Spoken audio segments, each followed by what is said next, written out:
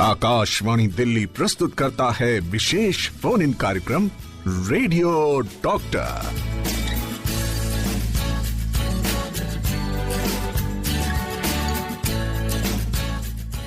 नमस्कार, आदाब, वड़कम, सत श्री अकाल। मैं हूं मस्त मलंग आरजी श्वेता और आपके लिए लेकर आ गई हूं खास प्रोग्राम रेडियो डॉक्टर। और आज हमारे जो रेडियो डॉक्टर का टॉपिक है वो है नवजात शिशु की देखभाल। और एक्सपर्ट के तौर पर हमारे साथ आज स्टूडियो में मौजूद हैं doctor Munna Lal Jaipal, child specialist, CGHS। Doctor साहब, आपका बहुत बहुत स्वागत है हमारे स्टूडियो में। थैंक यू श्वेता, आपने मुझे बुलाया और इस टॉपिक के लिए बात करने के लिए चुना। जी, तो डॉक्टर साहब, सबसे पहला सवाल दिमाग में यही आता है कि आखिर जो ये नवजात शिशु है वो किसे कहते हैं?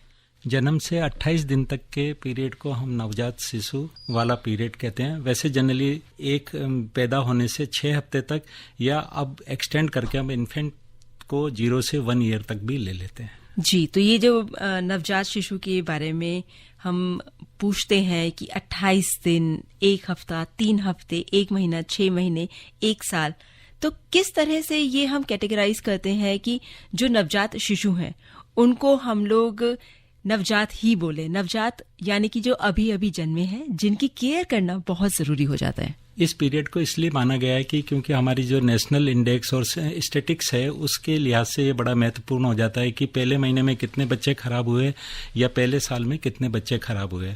उससे हमारा हेल्थ पॉलिसी के ऊपर बड़ा असर पड़ता है और उससे हम मेंटेन करने के लिए प्रिकॉशन ले सकते हैं और उसके लिए पॉलिसी बनाई जा सकती है। जी डॉक्टर साहब, हमने जान लिया कि नवजात शिशु किसे कहते हैं, कितने दिन के होते हैं। अब बारी आती है दूध की। पहला दूध जो है वो कितना पौष्टिक होता है माँ का और कितना फायदेमंद होता है एक नवजात शिशु के लिए? बच्चा जब पैदा होता है तो पैदा होने के बाद ही वो क्राई करता है। क्राई करने का मतलब है कि वो सांस लेने लग गया और उसके बाद उसे फीडिंग की जरूरत होती है। तो जितना जल्दी हो सके, हम ये कहते हैं कि नॉर्मल डिलीवरी के अंदर आधे घंटे से 1 घंटे के अंदर माँ का दूध मिल जाना चाहिए। और जो बच्चे सिजेरियन से हुए उसे पहले 3 घंटे के अंदर तो जरूर ही मिल जाना चाहिए। ये लोगों के अंदर गलत भ्रांति है कि माँ का दूध जो पहला फीड होता है, जो पीले रंग का होता है, जिसे हम कोलेस्ट्रॉम बोलते हैं, कि वो अच्छा नहीं होता है। इस भ्रांति को हमें हटाना चाहिए। और मैं आप सभी बहनों से और माताओं से रिक्वेस्ट करता हूँ कि इस मैसेज को ज़्यादा से ज़्यादा फैलाएं कि जितना जल्दी हो सके माँ का दूध सबसे पहले लगाएं। माँ का दूध उत्तम होता है, ऊपर का दूध भूल के भी ना लगाएं। यदि हम बच्चे को ऊपर का दूध लगाएंगे तो माँ का दूध बनना कम हो जाएगा और बच्चा शक करता है, उसकी वजह से माँ का दूध का जो प्रोडक्शन होता है वो कम हो जाएगा। यदि बच्चा शक करेगा तो माँ का दूध का प्रोडक्शन ज़्यादा से ज़्यादा होगा। इसलिए मेरे आप सबसे रिक्वेस्ट है कि पहला दूध जितना जल्दी हो सके उतना पिलाएं। अब तो लेबर रूम के अंदर ये हो गया है कि बच्चे की अम्बिलिकल कॉर्ड, जिसे आंवल नावल बोलते हैं, काटने के पहले ही माँ के ब्रेस्ट से लगा दिया जाता है, जिससे वो बच्चा पहला फीड ले लेता है, जिससे सेटिस्फाई होता है। मदर को भी अच्छा लगता है, मदर का पेन भी कम होता है, मदर का प्लेसेंटा भी इजीली बाहर आ जाता है। इसलिए आपसे विनती है, रिक्वेस्ट है कि पहला दूध जो भी अभी गर्भवती माताएं हैं या जिनको भी बच्चा होने वाला है, वो ये मन में बिठा लें कि मुझे डब्बे का दूध नहीं पिलाना है, मुझे केवल अपना दूध पिलाना है। डॉक्टर साहब, कहा जाता है जब बच्चा पैदा होता है तो नानी दादी के जमाने से एक बात चली आ रही है कि सबसे पहले ये चटा दें या वो चटा दें, माँ का दूध ना पिलाएं। तो ये कितनी भ्रांतियां हैं या ये कहाँ तक सही है? आप यदि हम यूनिवर्स को देखें तो केवल आदमी के बच्चे के अलावा किसी भी दूसरे जानवर के बच्चे को कोई ऊपर की चीज नहीं मिलती, केवल वो अपनी माँ का दूध पीता है। केवल ये इंसान का बच्चा ही है जिसके साथ हम एक्सपेरिमेंट करते रहते हैं। कभी कोई शहद दे देता है, कभी कोई जन्म घूटी पिला देता है, कभी कोई पानी पिला देता है। तो ये कभी नहीं पिलाना चाहिए, क्योंकि शहद भी हो सकता है बहुत अच्छा हो, परंतु जिस कंडीशन में शहद लाया जाता है या वो करा जाता है वो हाइजीनिक नहीं होता और हम बच्चे को फायदे की जगह नुकसान करेंगे।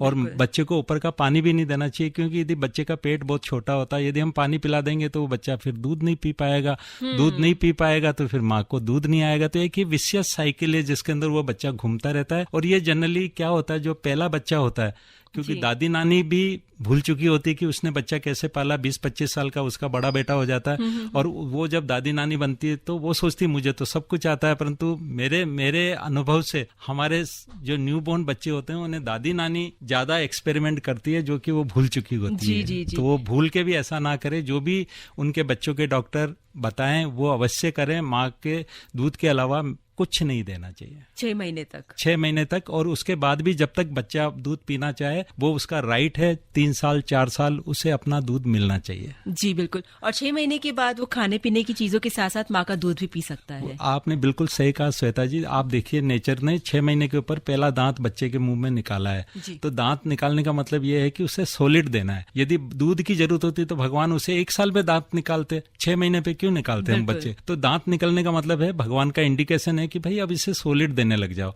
क्योंकि माँ के दूध का प्रोडक्शन भी कम हो जाता है और बच्चे की रिक्वायरमेंट भी बढ़ जाती है। बिल्कुल। हमारे पास मैसेज आया है और ये मैसेज भेजा है अनूप ने रांची से। ये कह रहे हैं कि doctor please tell about vaccination of infants. पैदा होते ही आजकल सारे हॉस्पिटल्स के अंदर यूपीआई मतलब यूपीआई प्रोग्राम के अंदर बच्चे को polio, 0 dose and BCG and hepatitis B लगाया जाता है। उसके 1.5 महीने के बाद पेंटावेलेंट, कई जगह पेंटावेलेंट है, कई जगह डीपीटी है, पोलियो, ये पोलियो दिया जाता है। उसके फिर 4 वीक के बाद मतलब 1.5 महीना, 2.5 महीना, 3.5 महीने के ऊपर ये 3 डोज पूरी कर ली जाती है। फिर जब 9 महीने कंप्लीट हो जाते हैं, 9 महीने पे नहीं, 9 मंथ कंप्लीशन के ऊपर मीजल्स का टीका लगाया जाता है। जी। और एक और सवाल आया है और ये है दिव्या, ये यूपी से मैसेज कर रही हैं। वो कह रही हैं कि मेरा सवाल है कि जो जितने भी बर्थ हैं और जितने भी बर्थ के जो एक्सपेक्ट्स हैं वो इसका क्या कारण होता है कि ये क्यों हो जाता है, और कुछ सिचुएशंस ये सब बता दीजिए। ये बर्थ डिफेक्ट के बारे में पूछ रही है आई थिंक। जी है, एक्सफिक्सिया। हाँ, एक्सफिक्सिया, बर्थ एक्सफिक्सिया का मतलब ये होता है कि बच्चा पेट के अंदर जब होता है तो एक तो उसकी ऑक्सीजनेशन कम हो जाती है, तो उससे दिल की धड़कन कम हो जाती है।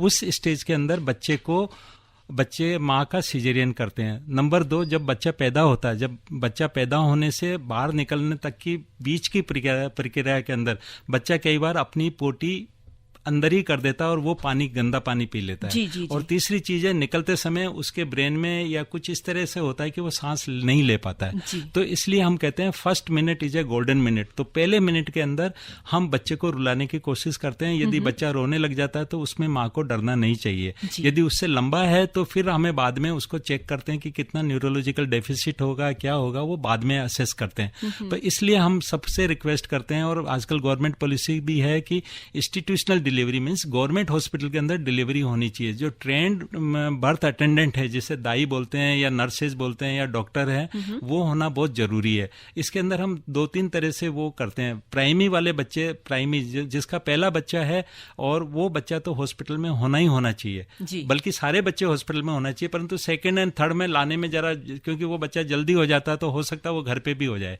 परंतु पहला बच्चा जनरली कोशिश ये करनी चाहिए कि हमें इंस्टीट्यूशन में ही डिलीवरी करनी चाहिए। जी डॉक्टर साहब, यहाँ पर एक छोटा सा हम ब्रेक लेंगे और उसके बाद हमारे जितने लिसनर्स हैं उनके और भी सवाल लेंगे, और मेरे भी बहुत सारे सवाल हैं। Stay tune to FM rainbow. आप सुन रहे हैं विशेष फोन इन कार्यक्रम रेडियो डॉक्टर। मैं हूं मस्त मलंग आरजे श्वेता, और आज रेडियो डॉक्टर में हम बात कर रहे हैं कि किस तरह से जो नवजात शिशु होते हैं उनकी देखभाल करनी चाहिए। और नवजात शिशु की देखभाल करना कोई बहुत मुश्किल काम नहीं होता, लेकिन तब मुश्किल काम हो जाता है जब हमें चीजें पता नहीं होती है या हमें सही तरीके पता नहीं होते हैं। डॉक्टर साहब, अक्सर देखा जाता है कि जब कोई भी बच्चा बहुत ज्यादा रोता है तो माँ बस उसे दूध पिलाने के लिए एकदम से बैठ जाती है और चुप करवा देती है, लेकिन कभी कभी कुछ और प्रॉब्लम्स भी हो सकती हैं जो छोटे छोटे संकेत बच्चे देते हैं, जैसे घुटने अपने पेट पे लगा लेना या कहीं बार बार हाथ लगाना। तो कहाँ तक हम समझ सके बच्चों की ये जो भाषा है, और कितना जो है एक माँ को पूरे दिन में दूध पिलाना चाहिए नवजात शिशु को? बहुत ही अच्छा क्वेश्चन पूछा आपने। सबसे पहले तो मैं ये बता दूं कि बच्चा जनरली जब भूखा होता है तो रोता है, पर भूख के अलावा भी बहुत सारे कारण होते हैं। जैसे बच्चा गीला है, आजकल जो ये डायपर का जो सिस्टम निकाल रखा तो माँ डायपर पहना के फ्री हो जाती है, जबकि मैं तो ये कहूँगा कि डायपर कम से कम यूज करें और बच्चे को खुला छोड़े, जिससे उसको और दूसरी बीमारी ना हो। ज्यादा डायपर यूज करने से बच्चे को स्किन रैश हो जाती है, एनल एरिया रेड हो जाता है, उसमें भी जब पोटी करता है तो उसमें जलन होती है, तो उसकी वजह से भी बच्चा रोने लग जाता है। नंबर 2, बच्चा दूध पीने के बाद दूध पीते समय कई बार हवा ले लेता मुंह के अंदर, जी, दूध के साथ, तो वो हवा जब बच्चा लेटता है तो डिस्कम्फर्ट फील करता है, तो बच्चे को दूध पिलाने के बाद डकार दिलानी चाहिए। नंबर 3, जैसा आपने कहा कि बच्चा बार बार घुटना पेट पे मार रहा, तो हो सकता है वो कोली की पेन हो, जिसे मैंने अभी बताया गैस हो गई हो पेट के अंदर, तो वो बच्चे को बर्पिंग करानी चाहिए। दूध पिलाने के बाद माँ बच्चे को गोद में लेके अपने मतलब कंधे से लगाए और डकार दिला के सुलाए। और नंबर 3, बच्चे को पहले हम कहते थे कि हर 2-3 घंटे में दूध पिलाना चाहिए, बल्कि मैं अब ये स्टडी हो चुकी है कि बच्चा जितनी बार भी दूध मांगे दूध पिलाना चाहिए। पर दूध पिलाते समय क्या होना चाहिए, एक समय में एक ही तरफ का ब्रेस्ट का दूध पिलाना चाहिए। अच्छा। क्योंकि क्या होता है कि जनरली माँ को ये पता नहीं होता है कि दूध कैसे पिलाया जाता है, तो जनरली आधा ब्रेस्ट एक तरफ पिला लेती है, आधा ब्रेस्ट का दूसरी तरफ पिला लेती है। तो उससे क्या होता है, एक तो माँ का दूध का प्रोडक्शन कम हो जाता है, दूसरा क्या होता है कि जो फर्स्ट हाफ वाला पोर्शन जो मिल्क होता है जो बच्चा एक ब्रेस्ट से लेता है उसमें वाटर कंटेंट ज्यादा होता है, और लास्ट वाला जो 1/3 होता है उसमें फैट कंटेंट ज्यादा होता है। यदि एक समय में एक ही तरफ का ब्रेस्ट यदि मदर पिलाएगी, माता या बहन पिलाएगी, तो बच्चा सेटिस्फाइड हो जाएगा। जैसे हम खाना खाने के बाद मिठाई खाते हैं या गुड़ खाते हैं तो हमें बड़ा सेटिस्फेक्शन लगता है, ऐसे ही नेचर ने बच्चे के दूध के साथ इतना अच्छा सिस्टम बनाया है कि लास्ट का जो मिल्क होता है, जैसे हाइंड मिल्क बोलते हैं, हाइंड मिल्क के अंदर चिकनाई ज्यादा होती है। अच्छा। तो वो दूध पिलाना चाहिए। और उस हैंड मिल्क का एक फायदा और है, कई बार क्या होता है माँ के निपल क्रैक हो जाते हैं, कई बार बच्चे है ना क्रैक हो जाते हैं तो खून निकलने लग जाता है, तो उस पर कुछ नहीं लगाना चाहिए, वो लास्ट का मिल्क लगा देना चाहिए। अच्छा, तो ये नेचर है उसने अपने आप ही हील करने के लिए चीजें दी हुई और है। उसके लास्ट के अंदर जब फैट ज्यादा होता है तो एक समय में जब वो बच्चा अपने आप एक तरफ का दूध पी के अपने आप ब्रेस्ट से जब अपना मुंह हटा लेगा तो वो 2-3 घंटे बड़े आराम से सोएगा। जी डॉक्टर साहब, हमारे पास मैसेज भी आ रहा है। दिनेश गुप्ता ने हमारे पास मैसेज भेजा है और ये कहते हैं कि नमस्ते श्वेता मैम एंड डॉक्टर साहब, क्या रीजन है कि पहले नॉर्मल डिलीवरी आम बात थी बट आजकल जो है ना बात में ऑपरेशन कर दिया जाता है? बिल्कुल सही कहा आपने, ऐसा नहीं है। जब आज से 50 साल पहले 1000 लाइव बर्थ के ऊपर लगभग 150 बच्चे खराब हो जाते थे, अब वही घट के 30 से 40 के बीच में रह गए। तो आप अब देख सकते हैं कि पहले हर घर के अंदर हमारे जब भी बड़े पूर्वज पूछोगे भाई 8 भाई बहन थे, 3 तो एक्सपायर हो गए, 4 एक्सपायर हो गए। आजकल बिल्कुल ऐसा नहीं होता है। तो उसका यह है मतलब कि हम बच्चे की धड़कन चेक करते हैं, यदि बच्चे की धड़कन ठीक है तो कोई भी गायनेकोलॉजिस्ट सिजेरियन नहीं करेगा या ऑपरेशन नहीं करेगा। नंबर 2, जब बच्चा प्रेशियस हो जाता है, उसकी जान को खतरा होता है, तो उस बच्चे के लिए ऑपरेशन करते हैं। ये अपने मन से भ्रांति निकाल दीजिए।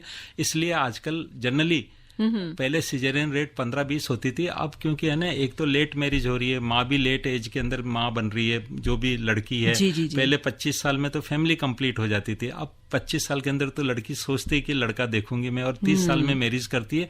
तो जितनी ज्यादा एज होगी उस समय नॉर्मल डिलीवरी के चांसेस कम होते हैं। इसलिए ऐसा आपको लग रहा है, पर इस तरह अपने मन से कोई भी डॉक्टर नहीं चाहता कि अननेसेसरली किसी का ऑपरेशन करे। जी डॉक्टर साहब, हमारे साथ एक लिसनर जुड़े हैं, जानते हैं उनका क्या सवाल है। हेलो, हम आपसे जानना चाहते हैं कि अगर बच्चे का जन्म हो तो आंख ना खोले या रोए ना तो क्या करना? अच्छा, बच्चा अगर जन्म के बाद रोए ना तो क्या करना चाहिए? जैसा मैंने पहले भी बताया कि बच्चा पैदा होने के 1 मिनट तक यदि नहीं रोता है तो वो बच्चे के लिए अच्छी बात नहीं है, और बच्चे के आने वाले समय के लिए उसका दिमाग की ग्रोथ और उसके डेवलपमेंट के लिए बड़ा नुकसानदायक होता है। इसलिए कोशिश ये होनी चाहिए कि बच्चा पहले मिनट में रोने लग जाए। अब यदि घर पे बच्चा पैदा हुआ तो उसमें तो आप कुछ भी नहीं कर सकते। हॉस्पिटल डिलीवरी में होता है, इंस्टीट्यूशनल डिलीवरी में होती है, तो जनरली आजकल ये प्रोटोकॉल है कि जब भी कोई हाई रिस्क डिलीवरी होगी जिसके अंदर बच्चे की धड़कन कम है या कुछ है, तो वहाँ एक बच्चों का डॉक्टर या बच्चों की ट्रेंड नर्स का होना बड़ा आवश्यक रखा गया है। इसलिए वो इस मामले को जानते हैं और वो बच्चे को 1 मिनट के अंदर कोशिश करके जनरली रुला देते हैं, जिससे बच्चे का ब्रेन का डैमेज होना बच जाता है। तो उम्मीद है आपको आपके सवाल का जवाब मिल गया होगा। जी धन्यवाद कॉल करने के लिए। तो डॉक्टर साहब, आपने एक बार फिर से बताया कि किस तरह से जो है ना बच्चों का रोना कितना इम्पोर्टेंट होता है। दूसरे कॉलर के पास चलते हैं। हेलो, नमस्कार मैम। जी नमस्कार, अपना नाम बताइए और अपना सवाल पूछिए। क्या सवाल पूछना चाहते हैं डॉक्टर साहब से?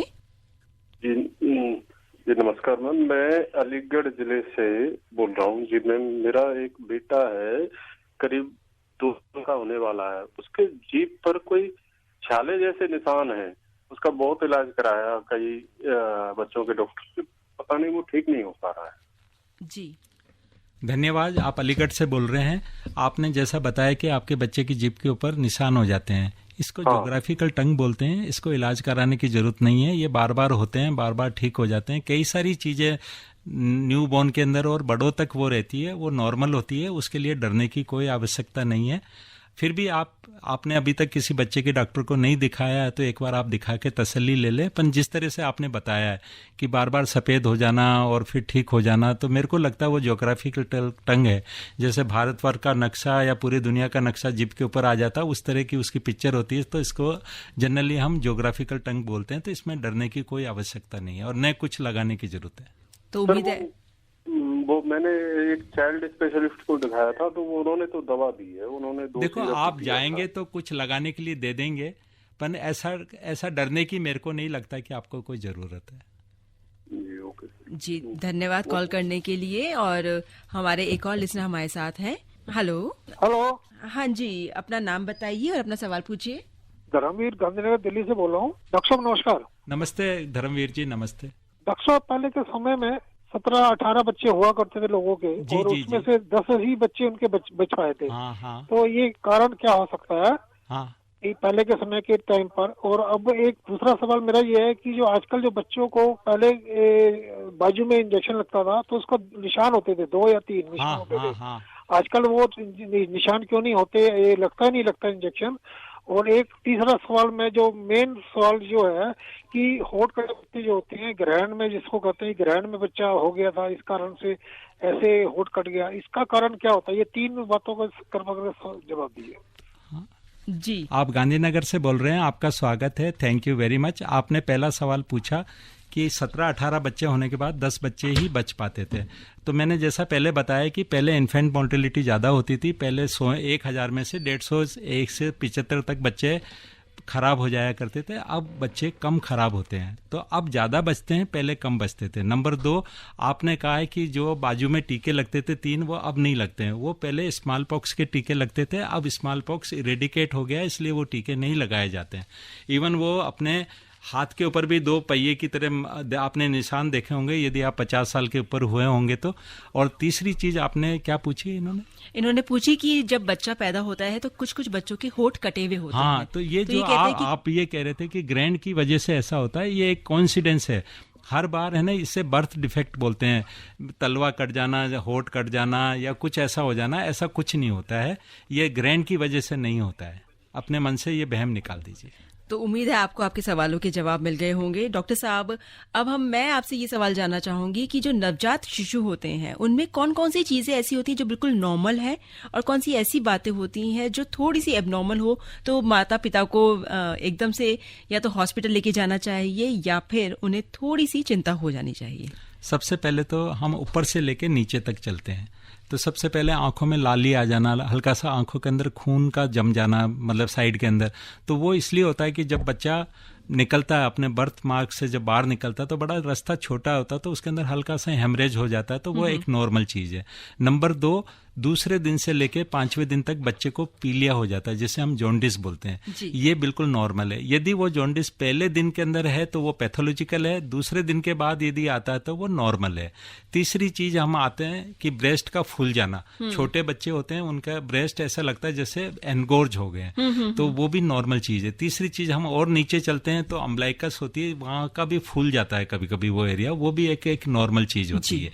फिर नीचे हम चलते हैं तो नीचे पीठ की तरफ नीले नीले निशान होते हैं, जिसे मंगोलियन स्पॉट बोलते हैं, वो भी बिल्कुल नॉर्मल होते हैं। और चौथा होता है गालों के ऊपर भी हल्के हल्के वाइट से दाग होते हैं, वो भी बिल्कुल नॉर्मल है। तो इसलिए उनमें कोई डरने की जरूरत नहीं, नहीं कोई इसमें इलाज की जरूरत है। पर मैं यहाँ एक चीज बताना चाहूंगा जो अक्सर प्रैक्टिस में आता है कि जो बच्चे जो होते हैं उनका जब ब्रेस्ट फूल जाता है तो दादी नानी उनके ब्रेस्ट से दूध निकालती है, उन्हें दबा दबा के पानी जैसा निकलता है। उससे क्या होता है कि 1000 में से 2 या 4 बच्चों के वो ब्रेस्ट पक जाते हैं, फिर बाद में उसको सर्जरी से पस निकालनी पड़ती है, तो वो कभी नहीं करना चाहिए। वो पानी निकलता है वो हार्मोनल चेंज की वजह से निकलता है। अच्छा। ऐसे ही लड़कियों में, जो लड़की फीमेल बेबी है उसके अंदर भी दूसरे तीसरे दिन ऐसा लगता है कि उसको महीना जैसी ब्लीडिंग हो जाती है। वो भी माँ का जो ब्लड होता है जो बच्चे के अंदर है, तो उसका हार्मोन लेवल जब कम होते हैं तो उसकी वजह से बच्चे के वेजाइना से ब्लीडिंग होती है। वो भी बिल्कुल नॉर्मल है, उसमें भी कोई डरना नहीं चाहिए। जी डॉक्टर साहब, इस बात से एक बात याद आई है क्योंकि हमारे पड़ोस में एक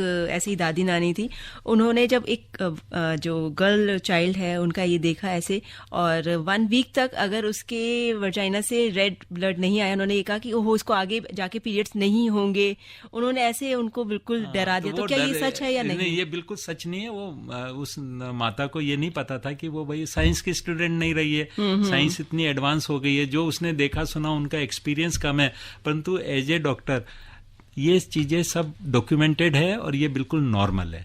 अब इसके अंदर मैं एक चीज और जोड़ना चाहूंगा। पहले दिन बच्चा काली पोटी करता है, दूसरे तीसरे दिन हरी करता है, फिर बाद में 5वें 6ठे दिन वो पीली पीली दस्त करता है, पोटी करता है। तो ये बिल्कुल नॉर्मल है, क्योंकि पहले दिन वो काली पोटी करेगा, उसके बाद में वो हरी करेगा। हरी से जब पीली आएगी तो वो दिन में 15-20 बार पोटी कर देगा, जिसे हम ट्रांजिशनल डायरिया बोलते हैं।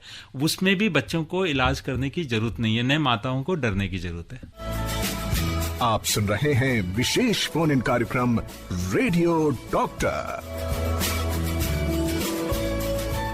स्वागत है आप सभी का एक बार फिर से रेडियो डॉक्टर प्रोग्राम में। मैं हूं मस्त मलंग आरजे श्वेता और मेरे साथ आज स्टूडियो में मौजूद है एक्सपर्ट के तौर पर doctor Munna Lal Jaipal, child specialist CGHS। Doctor साहब, काफी सारे सवाल आ गए हैं, एक एक करके मैं मैसेजेस पढ़ती हूं सवालों के।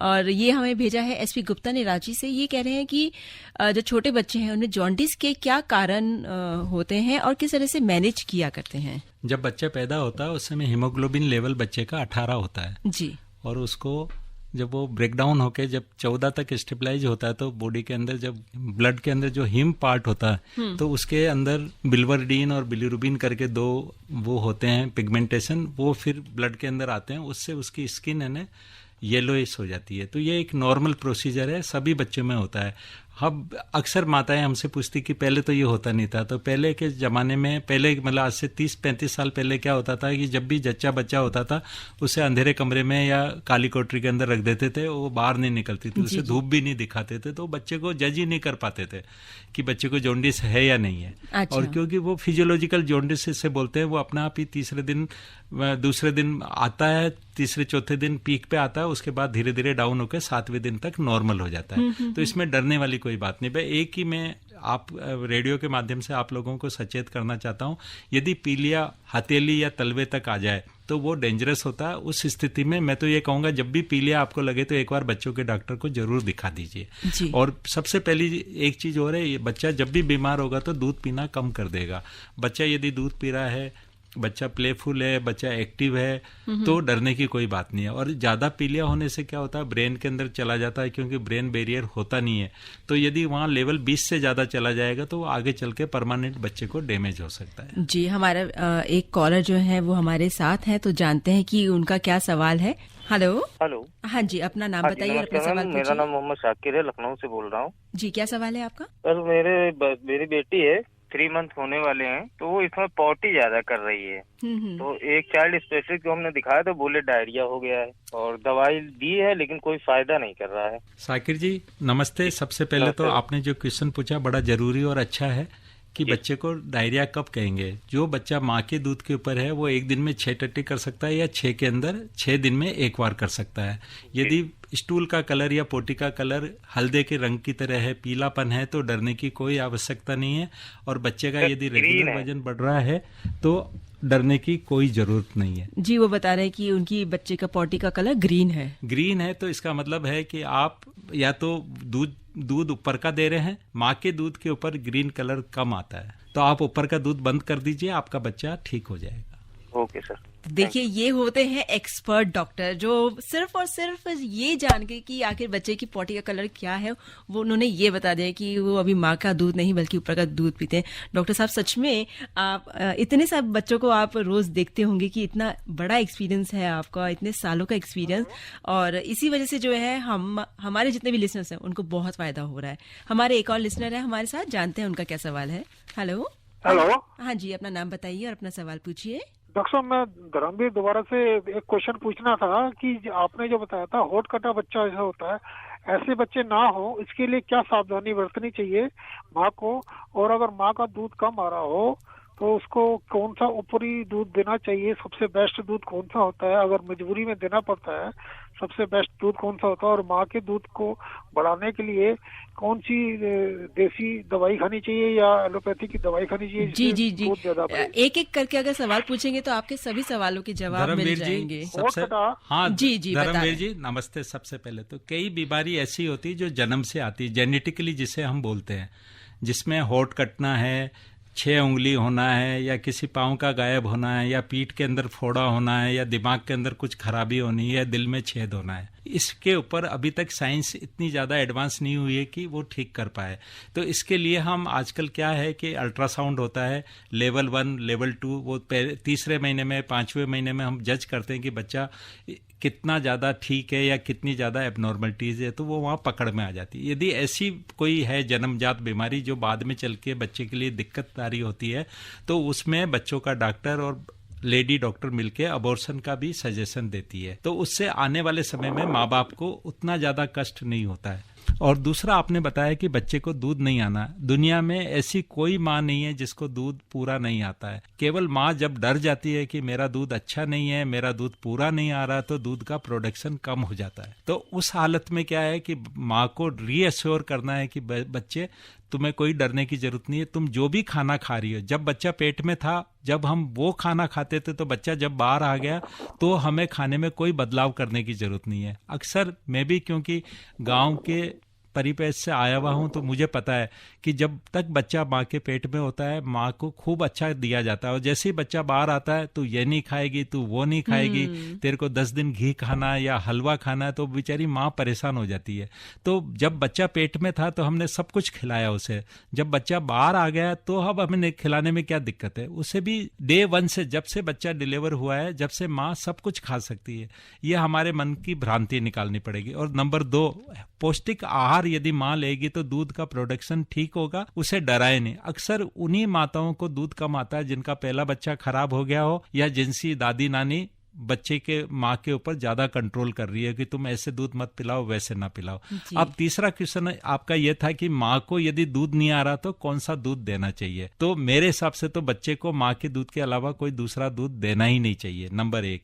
नंबर 2, माँ को इतना अच्छा पौष्टिक आहार दो कि दूध आने लग जाए। तीसरा, माँ का जब दूध आता है तो उसे कटोरी में निकाल के हम उसे रूम टेम्परेचर पे 8 घंटे तक रख सकते हैं, फ्रिज में उसे 24 घंटे तक भी रख सकते हैं। उसे जब दोबारा पिलाएं तो उसे गर्म करने की भी जरूरत नहीं है। और यदि जरूरत भी पड़े तो बच्चे को जो भी दूध आ रहा है, जो भी अपना थैली का दूध है, गाय का दूध है या भैंस का दूध है, बिना पानी का गर्म करके बिना चीनी के कटोरी चम्मच से पिलाना चाहिए। बोतल से कभी नहीं पिलाना चाहिए, क्योंकि बोतल से दूध पिलाने से बच्चे को लूज मोशन हो जाएंगे, डायरिया हो जाएगा। एक बीमारी बचाने के चक्कर में हम 2-3 बीमारी बचा देंगे। यहाँ मैं आप सबको एक अच्छी बात ये बताने वाला हूँ कि 3 चीजों का यदि हम सब ध्यान रखें तो हमारे बच्चे कभी बीमार नहीं होंगे।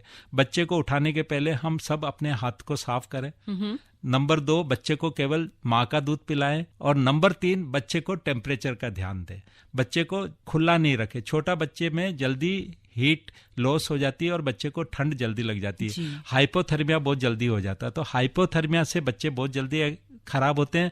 दूध यदि बच्चे को नहीं मिलेगा तो बच्चे को हाइपोग्लाइसीमिया हो जाता है। जब बच्चे में शुगर की कमी होती है तो ब्रेन भी डैमेज होने का डर रहता है। तो जितना जल्दी हो सके बच्चे को माँ का दूध मिलना चाहिए, बच्चे को गर्म रखना चाहिए, और बच्चे को टच करते समय हमारे हाथ साफ होने चाहिए। डॉक्टर साहब, आपने बहुत अच्छी चीजें बताई हैं, और आपने ये कहा कि किस तरह से बच्चे को ठंड नहीं लगे ये ध्यान रखना बहुत जरूरी है। ऐसा ही एक और सवाल हमारे पास आया है, और मनोहर लाल गांधी ने हमारे पास गाजियाबाद से सवाल भेजा है कि ये कहते हैं, नमस्कार श्वेता जी और डॉक्टर साहब, बड़ा ही अच्छा टॉपिक है, नवजात शिशु की देखभाल कैसे करें। मेरा छोटा सा सवाल है कि इस सर्दी के मौसम में हम रजाई में सोते हैं और बच्चे को भी रजाई या कंबल उड़ा देते हैं या हीटर उसके पास रख देते हैं, या किस तरह से हम रात को छोटे बच्चे की देखभाल कर सकते हैं? धन्यवाद। सर, यहाँ पे एक और मैं सवाल जोड़ना चाहूंगी कि हीटर में जो है बच्चे को रखना क्या सेफ होता है या नहीं होता है? मनोहर जी, थैंक यू वेरी मच कि आपने बड़ा अच्छा टॉपिक लिया है ये। सबसे पहले तो कमरे के खिड़की दरवाजे बंद होने चाहिए, कोई हवा का झोंका ना आए, इस तरह का ध्यान रहे। नंबर 2, हीटर लगाने की कोई जरूरत नहीं है, माँ से बढ़िया कोई हीटर नहीं है। माँ के साथ यदि बच्चा चिपक के सोता है तो वो अपने आप गर्माहट महसूस करता है, और हीटर भी लगाने से क्या होता है कि पूरे कमरे में ड्राई हीट हो जाएगी, जिससे बच्चे को सांस लेने में दिक्कत हो जाएगी। यदि आप हीटर लगाना ही चाहते हैं तो बहुत मिनिमल पे रखें। कमरे का टेम्परेचर 30 से 32 डिग्री होना चाहिए, बल्कि 35 डिग्री होना चाहिए। यह नहीं कि आप एकदम उसे है ना 28 पे कर दें, मतलब बहुत ज्यादा 40 पे कर दें। जी जी। तो 32-35 डिग्री के लगभग ही रखना चाहिए रूम टेम्परेचर जी। और साथ में पानी का एक भिगोना और रख यदि सकते हैं। ज्यादा देर यूज कर रहे हैं तो जैसा श्वेता जी ने कहा है कि पानी का एक कटोरा या एक मग्गा साइड में रख दे, जिससे वो ड्राई हीट नहीं होगी। जी, जिस तरह से हम गर्मियों में एसी के टाइम पे रखते हैं, वैसे ही सर्दियों में जब हम हीटर चलाते हैं रूम में, ताकि वो ड्राईनेस ना रहे। ड्राई होने से क्या बच्चे की नाक ड्राई हो जाएगी, बच्चा इरिटेबल हो जाएगा, बच्चा रोने लग जाएगा। जी, ये छोटी छोटी चीजें जो हम बच्चों की नहीं समझ पाते हैं और फिर कहते हैं कि बच्चा परेशान हो रहा है। एक और सवाल आया है अमर अली का लखनऊ से, और ये सवाल पूछ रहे हैं कि बच्चे को फौरन नहलाना ठीक है या नहीं जब वो बच्चा पैदा होता है तो। नेचर ने बच्चे को इतना अच्छा दिया है कि कई बच्चे आपने देखे होंगे माँ के पेट से बिल्कुल साफ सुथरे निकलते हैं, वो हेल्दी बच्चे होते हैं। कई बच्चों के ऊपर व्हाइट कलर की एक कवरिंग लगी रहती है, जिसे वर्निक्स बोलते हैं, जिसे हम लोग जबरदस्ती छुटाने की कोशिश करते हैं। नेचर ने उन बच्चों में, वो कमजोर बच्चों के अंदर अक्सर होती है, उसके अंदर हीट को प्रिवेंट करने के लिए नेचर ने, भगवान ने या अल्लाह ने हमें वो कवरिंग दी है। तो हमें फोर्सफुली ठंड के दिनों में 1-2 दिन अवॉइड कर दें तो कोई दिक्कत नहीं है, गर्मी के दिनों में हम नहला सकते हैं। जी, तो हमारे साथ एक और हमारे कॉलर जुड़ रहे हैं, जानते हैं उनका क्या सवाल है। हेलो। हेलो। हाँ जी, अपना नाम बताइए और अपना सवाल पूछिए। प्रेमचंद बोल रहा हूँ जी। जी, क्या सवाल है आपका? मैं ये पूछना चाहता हूँ, अगर बच्चे का जन्म हुआ, उसको बच्चा पूरा नीला पड़ गया, उसके बाद उसकी डेथ भी हो गई, ऐसा क्यों हुआ? और दूसरा सवाल मेरा ये है कि होठ कटा बच्चा है, उसको दूध पिलाने में बड़ी दिक्कत आती है, माँ के दूध को पीने में बड़ी दिक्कत आती है, डॉक्टर बोलते हैं इसको चम्मच से दूध पिलाएं, तो उसको ऊपर का दूध देना पड़ता है। ये बताइए, ऊपर का दूध देने के लिए हमें कौन सा दूध इस्तेमाल करें, गाय का कि बकरी का कि भैंस का या डब्बे का? जी जी, डॉक्टर साहब इसका जवाब देते हैं अभी। प्रेम जी, आपने बड़ा अच्छा क्वेश्चन पूछा है। सबसे पहले जो बच्चा नीला होता है उसके बहुत सारे कारण होते हैं। दिल में छेद होना, दिल की बीमारी होना, या सांस लेना, बच्चा पैदा होते ही सांस लेना भूल गया, उस समय भी वो नीला पड़ जाता है। पहली चीज तो ये हुई। जो होठ कटे हुए बच्चे हैं उनके लिए एक दीपक की तरह एक है ना, जिसे पलाडी बोलते हैं, बाजार में 40-50 रुपए की आती है, कटोरी के आगे चोंच होती है, जैसे दीपक होता है ना, तो उसमें आप ऊपर का दूध पिलाने की जगह माँ का दूध निकाल के, ब्रेस्ट पंप भी आते हैं, और माँ को यदि कोई अच्छी नर्स होगी या डॉक्टर होगे वो बता देंगे, तो वो कटोरी में अपना दूध निकाल के उसी दूध को पिलाएं तो वो बच्चे के लिए उत्तम है। ऊपर का दूध पिलाने के लिए यदि नहीं आ रहा है तो गाय का, भैंस का, बकरी का जो भी दूध अवेलेबल है, बिना पानी का गर्म करके, बिना चीनी के, कटोरी चम्मच से, या वो जो पलाडी जो मैंने दीपक जैसी चीज बताई है आपको किसी भी बर्तन वाले की दुकान पे मिल जाएगी, उससे आप पिलाएंगे तो आपके बच्चे को कोई असुविधा नहीं होगी। तो उम्मीद है आपको आपके सवालों का जवाब मिल गया होगा। और जिस तरह से डॉक्टर साहब ने बताया था कि अगर कुछ भी प्रॉब्लम होती है तो आप कटोरी और चम्मच से जो है वो माँ का दूध भी पिला सकते हैं और बाहर का दूध भी पिला सकते हैं। एक और कॉलर है हमारे साथ, डॉक्टर साहब, जानते हैं वो क्या जानना चाहते हैं। हेलो। हेलो जी, नमस्कार, अपना नाम बताइए और क्या सवाल है आपका? मैं मनोज माझी बोल रहा हूँ जी। क्या सवाल है आपका? मैं दो छोटा छोटा सवाल पूछना चाहता हूँ डॉक्टर साहब से। जी पूछिए। मेरा लड़की का बेबी हुआ है, 2-2.5 महीने अभी हुआ, तो मैम क्या मैं उसको नहवाने का तरीका, नहलाने का क्या वो जरूरी होता है? किस तरह अगर नहलाने भी तो किस तरह ना है, और उसको और एक बार वो पोटी करती है। जी, 2 सवाल पूछना चाहता हूँ। हाँ, सबसे पहले नाना जी को मुबारक हो कि आप नाना बने। Thank you sir, thank you. और नहलाने के लिए कोई रॉकेट साइंस नहीं है। जैसे अपन नहाते हैं ऐसे बच्चे को टब में गुनगुना पानी लेके दोनों हाथ से पकड़ के धीरे धीरे पहले पाँव हाथ साफ कर ले, फिर सिर पे हल्का सा सिर पीछे की तरफ रखते हुए साबुन लगा के 2 आदमी यूज माँ पकड़ ले और आप ऊपर से पानी डाल दें। पहली चीज तो ये। फिर उसे फटाफट कपड़े में लपेट के जितना जल्दी हो सके गर्म कर ले। और दूसरा आपने क्या पूछा? उन्होंने पूछा है कि वो पोटी बहुत ज्यादा तो वो जैसा मैंने पहले भी बताया कि एक नॉर्मल बच्चा जो माँ के दूध के ऊपर है वो एक दिन में 6 पोटी करता है या 6 दिन में 1 करता है। फिर भी इससे भी ज्यादा जरूरी है कि बच्चा रोजाना 30 ग्राम वजन बढ़ाता है। सपोज हमारा बच्चा 2.5 किलो का पैदा हुआ है तो वो 6 महीने के ऊपर लगभग 5 या 6 किलो का हो जाता है, मतलब 6 महीने पे डबल हो जाएगा हमारे बच्चे का वजन। यदि हमारे बच्चे का वजन बढ़ रहा है और वो 10-12 भी टट्टी कर रहा है, मतलब जनरली क्या होता है, बच्चा दूध पीते समय हवा ले लेता है, तो जब भी वो गैस पास करता है तो पोटी का रास्ता जरा सा बच्चों में ज़्यादा मुलायम होता है, तो उसके साथ हल्का सा पोटी जैसी चीज़ निकल जाती है बाहर, तो वो नॉर्मल है, तो उससे डरना नहीं चाहिए। तो उम्मीद है आपको आपके सवालों का जवाब मिल और यदि पोटी का कलर येलो हल्दी की तरह है तो फिर तो बिल्कुल डरने की जरूरत नहीं है। हाँ वो सही है, येलो हाँ तो भाई येलो है तो फिर भगवान का नाम लेके बस खेलो उस बच्चे के साथ। Okay sir, thank you doctor sir. तो डॉक्टर साहब ने जिस तरह से बताया है कि अगर आपके बच्चे की पॉटी का कलर येलो है, हल्दी रंग का येलो है, तो उसमें डरने की बात नहीं है। ये ना सोचे कि उसको जॉन्डिस हो गया है इसीलिए वो पीली पॉटी आ रही है, वो ना घबराएं। डॉक्टर साहब जैसा अभी इन्होंने सवाल पूछा था नहलाने के लिए, ठीक वैसा ही सवाल हमारे पास लखनऊ से भी आया है नव्या साहू का, और उम्मीद करती हूँ नव्या आपने भी ये सब सुन लिया होगा और आपको आपके सवाल का जवाब मिल गया होगा। और एक और मैसेज आया है और ये कहते हैं कि ये ललित भाटिया है, इनकी 63 एज है अहमदाबाद से, और ये कह रहे हैं कि all the best for new year, today is second day subject, it's fantastic. और ये कहते हैं कि ये कभी भी मिस नहीं करते हैं और सैल्यूट करते हैं डॉक्टर साहब को जो आप इतनी अच्छी इन्फॉर्मेशन दे रहे हैं। Thank you so much doctor साहब। थैंक यू नवनीत जी। और डॉक्टर साहब ये तो हमें सबको पता चल गया है कि जो नवजात बच्चा होता है वो एक दिन में कितनी बार पॉटी या सुसु करता है या कितनी बार भी कर सकता है। वैक्सीनेशन के बारे में आपने बता दिया है। बात करते हैं मिल्क बैंक की। आज के टाइम पे ये बहुत ज्यादा जो है पॉपुलर वर्ड हो गया है मिल्क बैंक, तो इसके बारे में आप हमें भी जानकारी दीजिए और हमारे लिसनर्स को भी जानकारी दीजिए और कितना फायदेमंद है ये। श्वेता जी बड़ा अच्छा टॉपिक आपने लिया। सबसे पहले तो मिल्क बैंक में ये होता है कि जिन माताओं के बच्चे या तो बीच में खराब हो जाते हैं, उनको दूध आता है, तो वो माताएं हॉस्पिटल में आके दूध अपना देके चली जाती है। या हॉस्पिटल में कई ऐसे बच्चे होते हैं जो बच्चे निक्कू में एडमिट होते हैं, नर्सरी में एडमिट होते हैं, उनको इतना दूध आता है कि वो माँ दूध निकाल के कहाँ रखे। यदि वो दूध नहीं निकालेगी तो उनका मिल्क का प्रोडक्शन कम हो जाएगा। अच्छा, तो इसलिए दूध निकालना जरूरी हो जाता है। यदि हम माँ अपने बच्चे को दूध ना पिलाए और दूध ना निकाले तो फिर उसका 1 हफ्ते के बाद लगभग दूध आना कम हो जाता है। जी जी डॉक्टर साहब, कहा जाता है कि अगर कोई माँ अपने बच्चे को सही टाइम पे दूध नहीं पिला रही है या बीच में ही छोड़ देती है तो उसकी वजह से ब्रेस्ट कैंसर भी हो सकता है, क्या ये सही है? ये ऐसा, जो माँ अपने बच्चे को दूध नहीं पिलाती है उनमें ब्रेस्ट कैंसर का इंसिडेंस ज्यादा होता है। जी, तो ये एक प्रॉब्लम हो सकती है। बिल्कुल, इसलिए जितना भी यदि माँ अपने बच्चे को दूध पिला रही है, जो भी फिजियोलॉजी हमारी नेचर ने दी है, हम यदि उसके अगेंस्ट काम करेंगे तो हमें नुकसान तो उठाना ही पड़ेगा। डॉक्टर साहब हमारे पास मैसेज आया है और ये पूछना चाह रहे हैं कि बच्चों को सर्दी में गर्म पानी से जो है नहलाना कहाँ तक ठीक है या फिर नॉर्मल पानी से उसे नहलाना चाहिए। ये राम मोहन ने हमारे पास मैसेज भेजा है सीतापुर इटावा से। राम मोहन जी, गुनगुने पानी से नहलाना चाहिए क्योंकि बच्चा बड़ा सेंसिटिव होता है। यदि बच्चे को हाइपोथर्मिया हो गया तो फिर दिक्कत हो जाएगी। तो लगभग 35-36 डिग्री सेंटीग्रेड का पानी हो तो जो हमारी बॉडी को अच्छा लगे उस पानी से अपने बच्चे को नहलाना चाहिए। और यदि आपको लगता है कि हमारा बच्चा साफ सुथरा तो सर्दी के दिनों में 3-4 दिन में एक बार नहला सकते हैं, बाकी समय में स्पंजिंग कर सकते हैं, गीला कपड़ा लेके पहुंच सकते हैं उसे। जी, एक और सवाल आया है और ये लखपत सिंह ने हमें देहरादून से मैसेज किया है। ये पूछ रहे हैं कि अगर माँ को फीवर है तो क्या वो दूध पिला सकती है? बिल्कुल, माँ को यदि बच्चा पेट में जब फीवर होता है तो हम बाहर थोड़ी निकाल लेते हैं बच्चे को। जी जी जी। तो यदि बच्चे की माँ को फीवर है तो भी वो दूध पिला सकती है।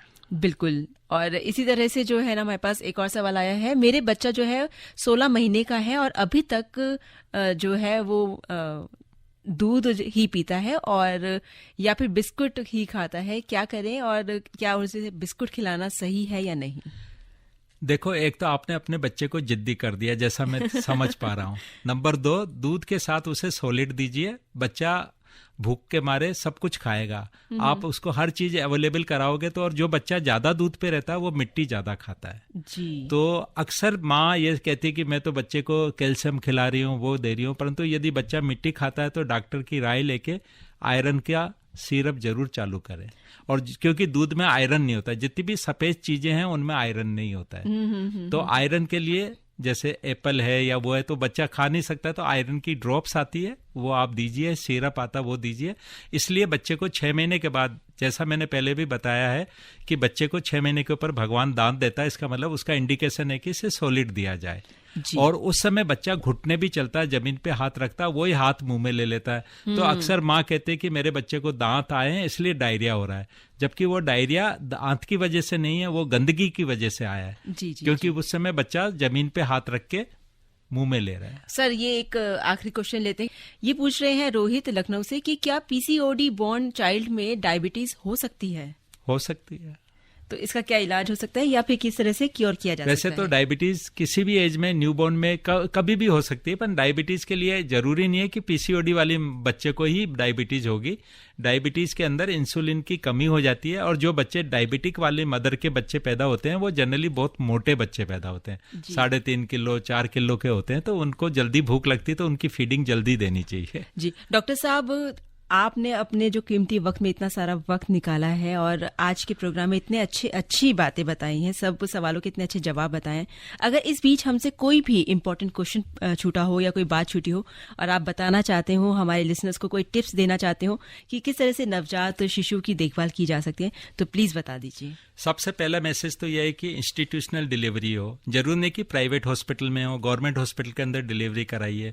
नंबर 2 बच्चों के बीच में गैप रखिए। नंबर 3, अर्ली मैरिज, मतलब 20 साल के पहले या 35 साल के बाद बच्चे को खतरा होता है और माँ को भी खतरा होता है जी। और नंबर 4, जो 3 बातें मैंने बताई है कि हैंड वॉश करना, माँ का दूध पिलाना और प्रॉपर टाइम से ब्रेस्ट फीड करना और वैक्सीनेशन देना। यदि इन चीजों का ध्यान रखेंगे तो आपका बच्चा स्वस्थ रहेगा और किसी डॉक्टर की उसे जरूरत नहीं पड़ेगी। बहुत बहुत धन्यवाद डॉक्टर साहब, आप हमारे स्टूडियो आए और अपने इतने अच्छे तरीके से, बहुत ही सरल तरीके से सभी जवाब दिए।